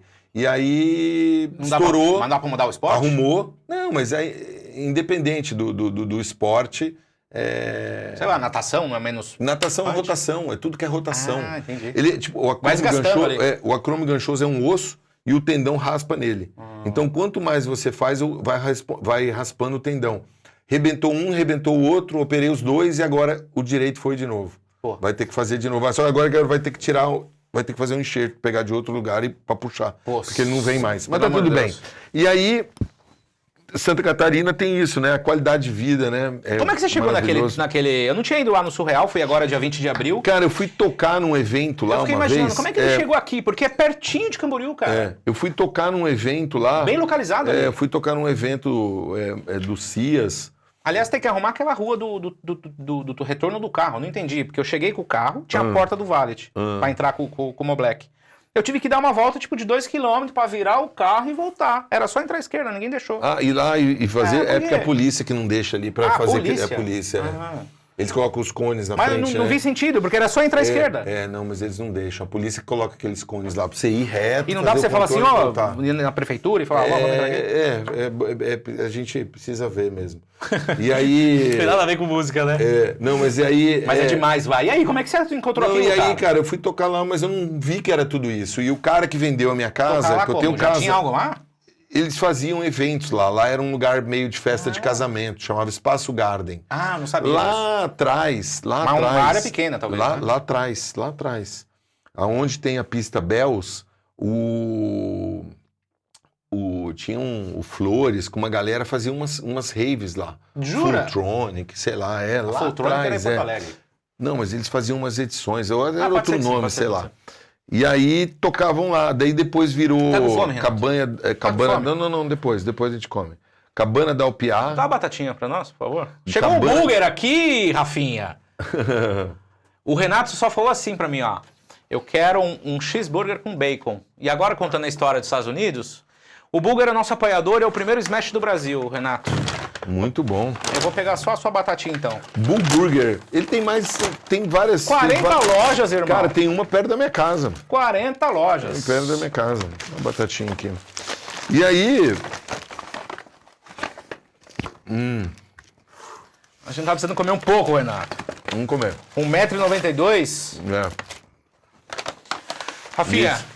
fique à vontade com o teu burger. A gente vai comer o hambúrguer daqui a pouco. E esses dias eu fiquei 3 dias em jejum. Ó, vou comer aqui agora. Mas é bom o jejum. Aí eu peguei... Toquei lá, mas nem, né, tchum. Porque quando eu cheguei pra tocar nesse evento... Dá bebida pra nós, a Pepsi? Eu cheguei... Por favor, Rafa. Eu cheguei, estacionei o carro e fui tocar. Não vi a dimensão do lugar. Aí o cara que vendeu minha casa lá, eu moro no Estaleirinho, ele falou assim, Renato...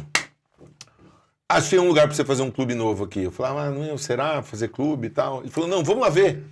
Vamos lá ver se você gosta. Porra, na hora que eu cheguei lá de dia e vi aquele lugar, eu falei, meu Deus, o que é isso aqui, cara? Mas era uma área... É grande, pô. Lá tem Já era gigante? Já era. Falei, mas que lugar é esse? E aí... Valeu, Rafa. E é isso, cara. Aí resolvi fazer, aí veio a pandemia, né? Pandemia, construí durante a pandemia. Saúde, Renato. Saúde. Aí construí na pandemia. E a gente ali esperando, quando que vai poder inaugurar, né? Você ficou por lá ou construiu ela à distância, assim? Como é que era? Eu ia pra lá, mas ao mesmo tempo eu tava com obra no Rio. E eu tava reformando São Paulo. E eu ia pra Campo Grande. E foi uma época muito gostosa, cara. Porque eu viajava de carro. E eu tenho cachorro, então eu punha meu cachorrinho no carro. Às vezes eu ia pro Rio, às vezes eu ia pra Campo Grande. Né? Tem vários. Eu já vi uns 6. Cachorro, gato, tem muito bicho. E aí eu viajava, ia pra Campo Grande, ia pro Rio, ia pra Balneário, mas eu passei bastante tempo em Balneário. Tem casa lá, não? Tem AP lá? Tem casa lá, tem casa. Nossa, como bombou lá, hein, Renato? Lá é maravilhoso. E aí é isso. E aí você foi construindo o Surreal. Aí eu fui construindo o Surreal e o Surreal foi crescendo, né? Foi crescendo. O Surreal nasceu em que ano? O Surreal nasceu em 2000... Foi depois da pandemia. Quando que abriu mesmo? Foi 2020... Não lembro. Não, nós estamos em 2023, né? 2025, 2024, fim de 2023, 2022. Abriu com 2 pistas? Como que foi? Foi final de 2021. Foi isso? Um Réveillon ali, né? Final de 2021. O Réveillon já começou a estourar. Final de 2021, teve 22, 23, 24. É isso mesmo. Final de 2021. É isso aí. Abriu qual pista primeiro? Abriu as 3. Tinha o Nomad, o Roarum e o Bells. O Bells é pelo Jeff mesmo? Oi? O Bells tem a ver com alguma coisa com o Jeff Mills ou não? Não, Nada a ver. não.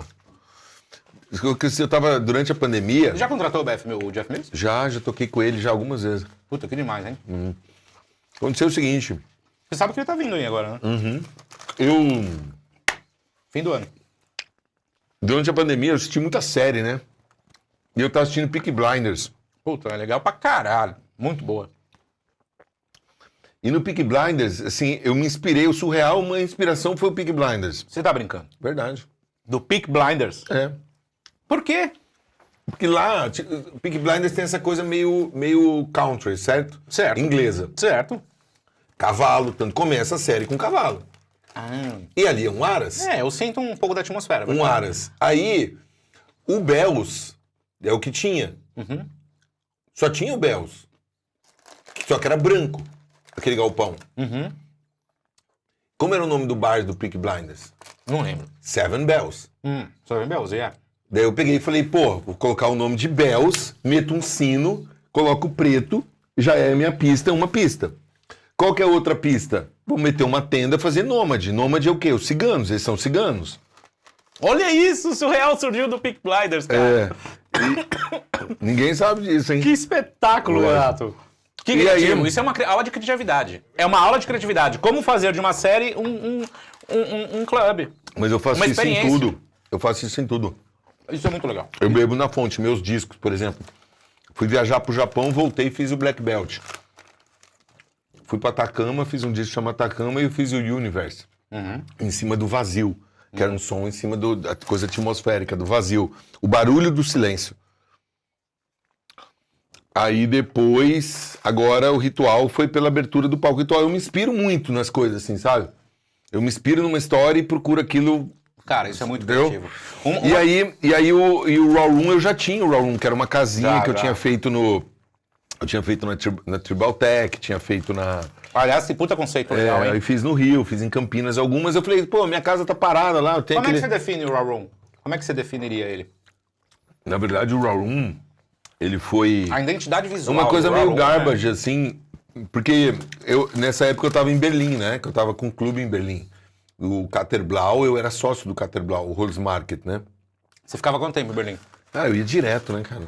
Eu ia várias vezes por ano, passava dias assim. Por que o Watergate fechou? Você sabe? Até me ofereceram e tal, mas eu não tenho mais saco, né, cara? Tem clube lá fora. Você gosta do Tresor? Gosto, fizemos um Dead Showcase lá.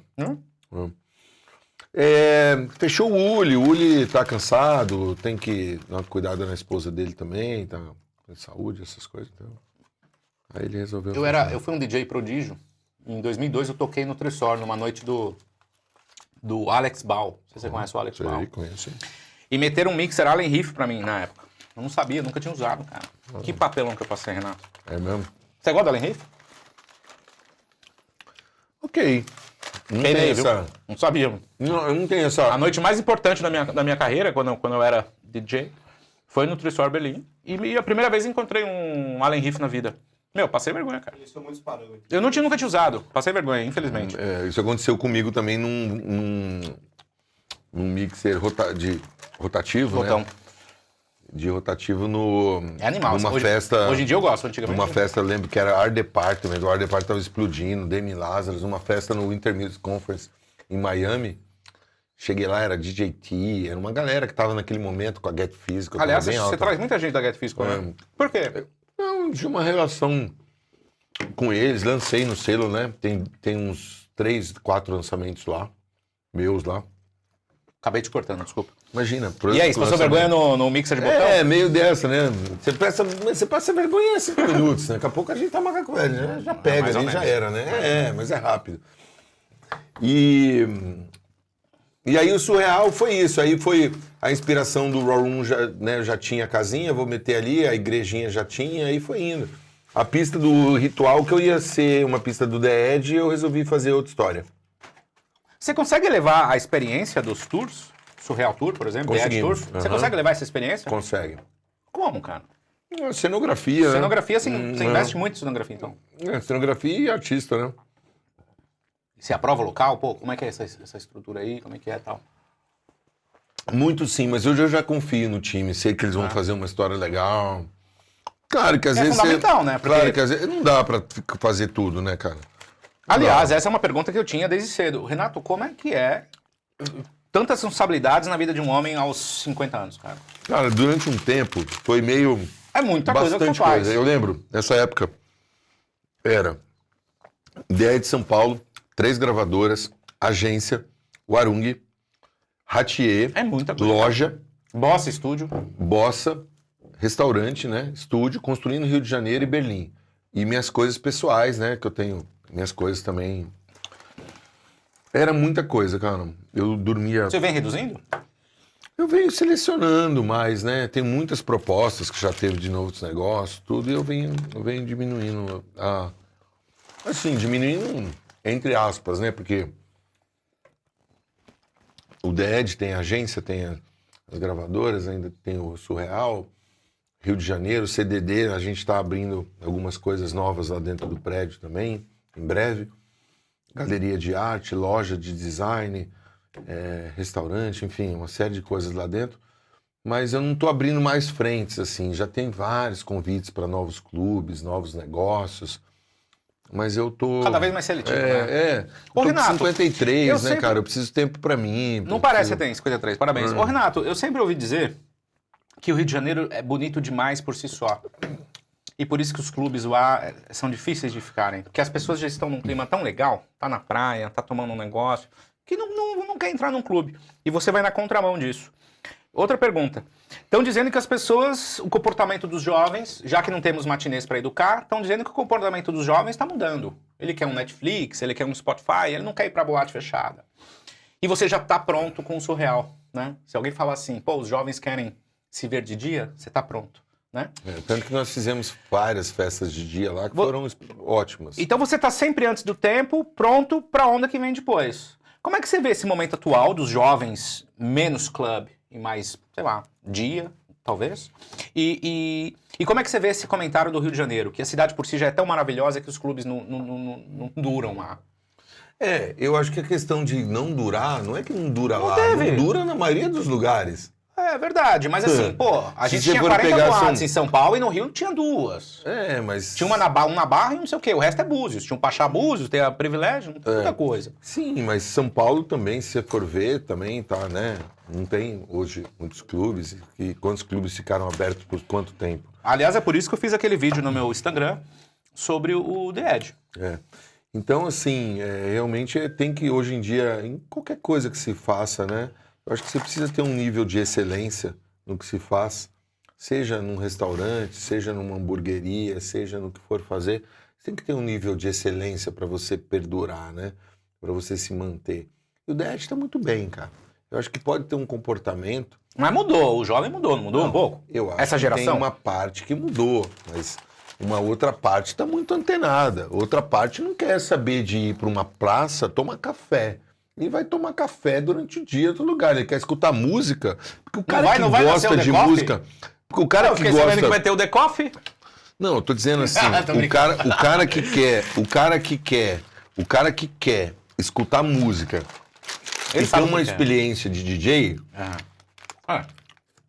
Você não vai ser nem em festival que ele vai ouvir. É verdade. Vai ser em clube. A experiência de uma pessoa que quer conhecer sobre música é no clube que ele aprende. Sim. É normal, se as pessoas quiserem concordar comigo, beleza. Se não quiser concordar comigo, não produzir música. Entender da cultura do DJ e ter uma experiência mais imersiva de música. É no clube que tem isso. Você não sai para entrar num festival para escutar um DJ X, para ter um show de fogos ou de uma cenografia X. Não, você tá lá para ter uma experiência sonora. Sim. E imersiva. Você tem uma experiência, você entra lá, você vai escutar 2, 3 DJs, você vai entender de música. Quer aprender de música? Frequenta um clube. Você não vai aprender de música indo para festival e você não vai aprender de música indo para café na praça, passeando com o cachorro. A matinê é importante. Por que você nunca fez? Eu já pensei em fazer, só que daí nesse tempo eu tava com tanta coisa aí, fico rodando prato, né? Roda prato, muita aquele coisa, cara né, do circo que roda prato. É muita coisa. Vai cair o prato aqui. Mas assim, super é muito isso. Então, eu acho que tá tendo uma massa e essa questão da fala do comportamento da massa. Não, hoje em dia não. Mas eu acho que tem o jovem antenado que não fica indo nessa massa, que quer ter uma experiência de música verdadeira e de clube, que tem uma experiência, porque é uma experiência. Você ir para um parque, você ir para um lugar aberto, que você vai ter dia, tarará, tarará, você tem uma vivência de uma experiência. Agora, você está dentro de um clube, escutando um sound system com uma acústica lá e vendo um DJ bom. Climatizado ainda? Climatizado, Igual banheiro do lado, puta ar-condicionado, um sound system, um lugar que você viste, que o LED te veste. O LED te veste, cara. A iluminação te veste. Você tá imersivo dentro de um espaço. Você acha que você vai estar na mesma coisa num festival lá, com um monte de nego com a bandeira da Argentina, não sei do que, rodando lá. Não, é outra história. É legal você ter festivais? É legal. Você vai lá no meio, tem 10 mil pessoas, você vai estar lá no meio, é legal. Mas não é ali que você vai ter a mesma experiência de música, que você vai sacar de música e entender música. Não é, cara. Renato, esses dias eu tava batendo um papo com um DJ italiano. E as pessoas não são bobas hoje em dia. Eu acho que tem galera que vai, mas a galera sabe que a qualidade de música mesmo... Tá no clube. É no clube. Sabe o que ele me falou? Que se o cara, errar em um detalhe do clube, esse clube realmente não dura. Não dura o clube. Por isso que são pouquíssimos que duram, né? E eu tenho uma pergunta pra você. Você deve ter refletido isso muito nas suas reuniões de negócios no The Edge. Essa molecada que ficou 3 anos em casa, mas que fez 18 agora, essa molecada ainda não teve a experiência de um clube, não é? Então será que a gente não tem uma onda daqui 1 ou 2 anos com muito mais pressão do que o momento atual? Eu acho que a gente não tem como exatamente mensurar do que daqui 2, 3 anos, como que as coisas estarão. É uma projeção. Mas o que eu te digo que as pessoas antenadas e que querem qualidade de experiência de áudio, elas vão querer cada vez mais ter essa experiência de clube. Elas vão cair a ficha que não existe um lugar melhor para ela ter uma experiência de uma viagem de som, de um DJ que constrói, do que dentro de um clube, cara. Isso não vai morrer. Isso diz tudo. Não vai morrer. Você entra dentro de um clube, cara. Você entra dentro de um clube, você tá escutando ali a caixa ali no teu negócio, você quer ir no banheiro, vai ali, vai no bar. Você quer aquilo, cara. Essa experiência. Ai, mas eu não tô indo pra... Não é pra outra experiência. Pra experiência de música. Quer ter experiência de música? Você vai ter dentro de um clube, cara. É verdade. Pra você sacar de música. Eu quero ser um DJ. Mano, você tem que ir em clube. Você tem que ouvir os DJ tocar. Não adianta você ficar na tua casa só. Quer aprender a tocar? Quer entender sobre pista? Você tem que ver pista. Você pode ficar em casa com um computador no colo ou no seu estúdio fazendo música, você não vai ser um bom DJ, você vai ter um bom produtor. É só através... Tudo que você precisa ter excelência vem através da repetição, da prática e da convivência. O Surreal é um clube? O Surreal é um clube, mas aí ele já está numa outra categoria. Ele é um parque, né, de música. Ele tem essa experiência. Ele não é um clube. Ele é a Disney dos clubes? Ele é... vários clubes dentro de um parque. Ele não é um clube. Ele tem vários clubes dentro de um parque. Ele é um parque, e aí aqui ele tem um clube, aqui ele tem outro clube, aqui ele tem outro clube, ele tem outro clube. Quantas pessoas cabem lá, cara? Cara, agora a maior festa que nós tivemos lá foi 14 mil e a próxima grande que a gente vai ter, que vai ser o festival da House Mag, a gente imagina que vai ter umas 18 a 20 e eu tô preparando o parque para 25. Ô, louco. É. Meu Deus, hein? Hoje essa o Surreal 14... já é o maior clube do mundo. Ele já é o maior clube do mundo. E você já está recebendo algumas pessoas. E aí, vamos falar sobre isso no mundo? Porque... a gente agora a gente vai sair no Guinness agora. Imaginei. Imaginei. Vai sair no Guinness, é a última batatinha. Chega. Boa. 14 mil foi com o Carl Cox? 14 mil foi no festival da House Mag. Carl Cox deu 10. Você tem uma parceria com eles, é verdade, eu vi. E... Carl Cox 10 mil. Carl Cox é quase 10. O que o Carl Cox te ensinou nessa noite? Cara, na verdade, o de Carl Cox era o cara que eu tinha mais... Foi DJ set ou hybrid set? Foi DJ set. Eu toquei aqui com ele no hybrid, eu abri pra ele eu aqui, prefiro o né? DJ set. E você? Eu também. Eu também. Pô, eu fui lá. Aliás, já ouvi aqui em São Paulo. E aí, eu tinha essa coisa assim, né? Falava assim, qual DJ você tem meio que... Se você for tocar com o cara que você vai dar uma balançada. Esse lá atrás. Eu tinha. Com o Carl Cox? Mas ele é, de fato... Sabia que o Carl Cox foi o primeiro DJ a fazer um contrato de DJ? Sabe essa história ou não? Não. Vou te contar então. Ele começou a tocar com as 4, lembra? Anos 80 ali. E bombou esse negócio de tocar com as 4. É o Christian Varela faz isso muito bem. Sim, aliás, saudade do Christian Varela, tocava muito na circuito. Aí o Carl Cox vai tocar o Valentino Casiani agora. Muito bom, o loop daquele cara é demais. Aliás, o sebo dele era demais, Recycle Loops. Recycle Loops, acho que era isso. O Carl Cox começou a tocar com as 4 toca-discos, o pessoal da Inglaterra foi à loucura, falou, meu, quem quer ser DJ? Quem quer ser DJ? Começou a bombar, Renato, de gig, de pedido. E ele, começou a levar os toca-discos, porque os caras não tinham às vezes, tal, então eu levo o toca-disco também e faço meu show com 4 toca-discos. Começaram a dar cambal nele. Prejuízo, não pagava, tal. Aí ele foi, eu vou fazer um contrato disso aqui. Aí ele lançou, inclusive, depois virou até uma agência, não sei se chegou a trabalhar com a Rachel, que era da AMD. Mas enfim, Bom, Renato, o momento do mercado atual, eu queria muito que você trouxesse uma mensagem de esperança e de inspiração e agradecer demais esse papo aqui, cara. Eu vou fazer um testemunho meu por você, porque assim como você, até me arrepia, são 27 anos dedicados à música, só 27 anos. Nunca trabalhei com a minha mãe, com meu pai, nunca fiz nada. Então eu sou um cara de sorte, mas a sorte que eu digo é assim, não é porque eu sou sortudo, é porque eu busquei minha sorte. Então sempre busquei o meu resultado financeiro para poder viver de música, que é o sonho de todos. E pessoas como você são fundamentais nisso, porque sem você, talvez, os meus resultados fossem menores. Então, muito obrigado por toda a sua contribuição na música eletrônica. Em tudo que você faz. Acho que eu sou uma das peças, né? Você é uma das peças, com certeza, cara. Peça, assim, que enfim... e que fique muito claro que a peça principal toda que cria tudo isso é o público que está sempre, né? Então é muita honra para nós termos você aqui e, muito obrigado. Pô, cara, essa câmera é sua, se você puder inspirar e trazer uma mensagem para as pessoas que vão estar nas pistas nos próximos 20 anos, fique à vontade. Eu acho que não deixe de viver os seus sonhos, né? Que viver sonhos, sonhar só realiza quem sonha, né? Você nunca vai realizar algo que você não sonhou. Que você nem imaginou. Que você imaginou, você não vai fazer.